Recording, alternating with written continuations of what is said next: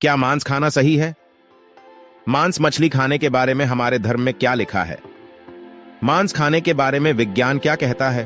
तो आज हम इन टॉपिक पर चर्चा करेंगे। तो hello friends, Radhe Radhe. LR भक्ति में आप सभी का स्वागत है।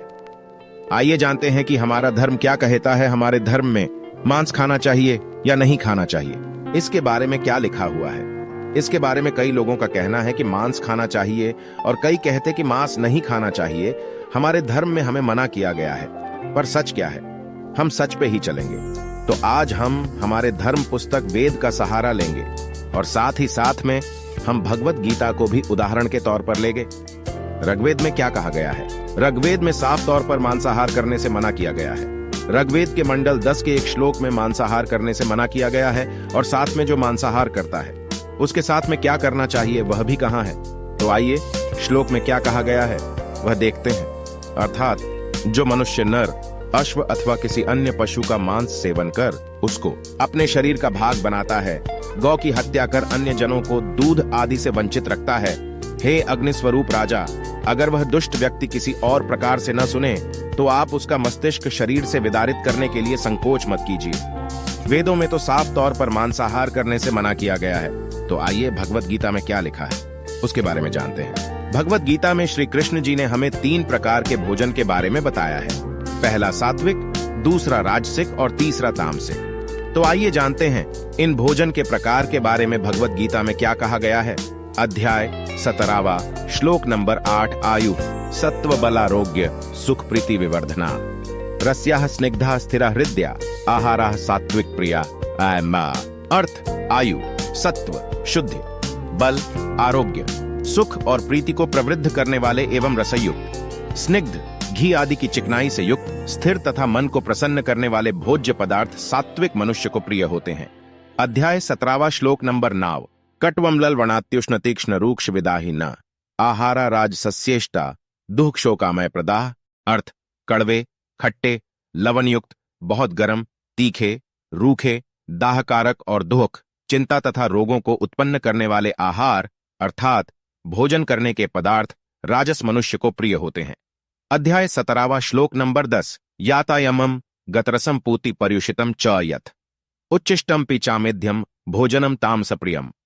अर्थ जो भोजन अधपका, रसरहित, दुर्गंध युक्त, बासी और उच्चिष्ट है तथा जो अपवित्र है वह भोजन तामस मनुष्य को प्रिय होता है। यहां पर भी आप देख सकते हैं कि भगवत गीता में जो तामसिक भोजन की बात की गई है वह तामसिक भोजन में मांस, मदिरा का भी समावेश होता है जो दुर्गंध, अर्धपक्का और अपवित्र माना जाता है। अब रही बात विज्ञान की, तो आइए इस पर विज्ञान क्या कहता है देखते हैं।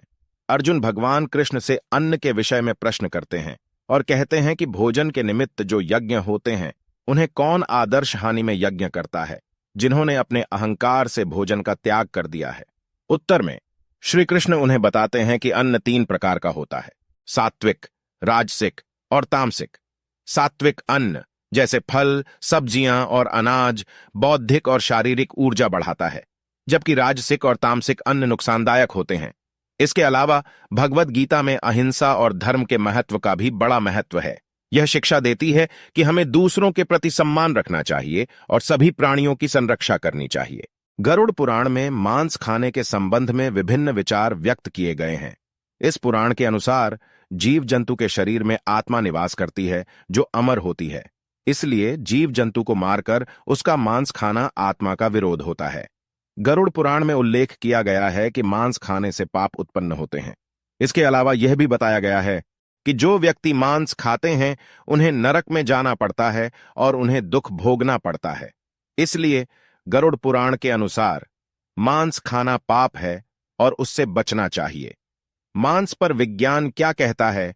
विज्ञान के हिसाब से जो भी प्राणी मांस भक्षण के लिए बना होता है उसके दांत नुकीले होते हैं और उसके नाखून तीक्ष्ण होते हैं। मांस पचाने के लिए मांसाहारी प्राणियों की आंत की साइज बहुत ही छोटी होती है। इसे हम मनुष्य के साथ जोड़कर देखें तो हमारे सिर्फ 4 ही दांत नुकीले होते हैं। हमारे नाखून भी दूसरे जानवरों की तरह तीक्ष्ण नहीं होते और मनुष्यों में छोटी आंत वह बहुत ही लंबी होती है। आप कहेंगे इसका और मांस खाने का क्या लेना देना? तो आइए समझाता हूं। मांस पचने में बहुत ही सरल होता है। वह बचने के लिए ज्यादा समय नहीं लेता। इसीलिए जानवरों की आंत छोटी होती है और हम मनुष्य की आंत बहुत ही लंबी होती है। जो मांस पचकर हमारी आंतों में जाता है और काफी समय तक छोटी आंत में पड़ा रहता है, जिसके कारण वह सड़ता है और कई प्रकार की बीमारियां होने की भी संभावना रहती है। विज्ञान की नजर से देखें तो हमारा शरीर मांस के लिए नहीं बना ही नहीं है। हाल ही के समय में एक रिपोर्ट के अनुसार अगर मनुष्य मांस खाना बंद कर दे तो यह जो कोरोना जैसे अनेकों रोग मनुष्य को होने से बचा जा सकता है, क्योंकि यह सब बीमारियां हमसे पहले जानवरों में आती हैं और बाद में जानवरों से इंसान में आती हैं। अगर इंसान मांस भक्षण करना बंद कर दे तो यह बीमारियां आसानी से नहीं फैलेगी। दूसरी बात, शाकाहारी व्यक्ति की रोग प्रतिकारक शक्ति मांसाहारी व्यक्ति से ज्यादा होती है और जो व्यक्ति मांसाहार का सेवन करते हैं उनका स्वभाव आयुर्वेद के हिसाब से तामसिक होता है। इस वीडियो में हमने गीता में मांस खाने के बारे में चर्चा किया है। मांस खाना पाप है या पुण्य, और गरुड़ पुराण के अनुसार मांस खाना पुण्य है या पाप आदि के बारे में बताया। और आपकी क्या राय है इस वीडियो के बारे में हमें कमेंट करके बताएं। साथ ही वीडियो को लाइक शेयर जरूर करें और वीडियो में नए हो तो चैनल को सब्सक्राइब करना ना भूलें।